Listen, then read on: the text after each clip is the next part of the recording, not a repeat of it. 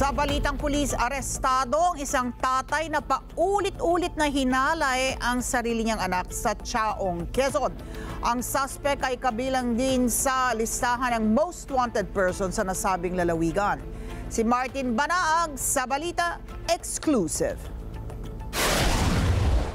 Walang kawala ang lalaking ito makaraang maaresto sa sinagawang warrant operation ng Chaong Municipal Police Station sa kasong 10 counts of rape at paglabag sa kasong lascivious conduct under Section 5B of RA 7610 na kabilang din sa listahan ng most wanted person regional level rank number 6 sa Sitio Panopio, Barangay Talisay, Chaong, Quezon. Kung nagkanda ka po ng operation ng ating intel operatives at resulta ito sa pagka-aresto ng regional level most wanted person, rank number 6 po ito siya, na may kasong 10 counts of rape under Republic Act 8353 at RA 7610 na nahuli po sa may Barangay Talisay, Chaong, Quezon.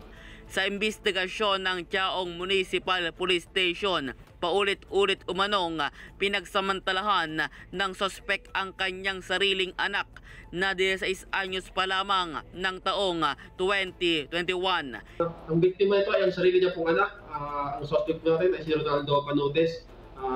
Accordingly, ang biktima po ay paulit-ulit niyang ginahasa simula po noong August 2021 hanggang naipay nga itong kaso ito noong February 2024. Yung bata, nung the time na nagsimula ang panggagasa ay 16 years old siya. Hindi naman nagbigay ng pahayag ang naturang sospek hingil sa kanyang kasong kinakaharap na ngayon ay nasa kustodiya na ng Chaong Municipal Police Station. Martin Banaag para sa Mata ng Agila, matag, matapang, matapat.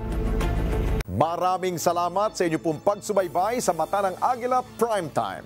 Para malaman ang matatag, matapang at matapat na mga balita, i-follow lamang at mag-subscribe sa @Net25 TV.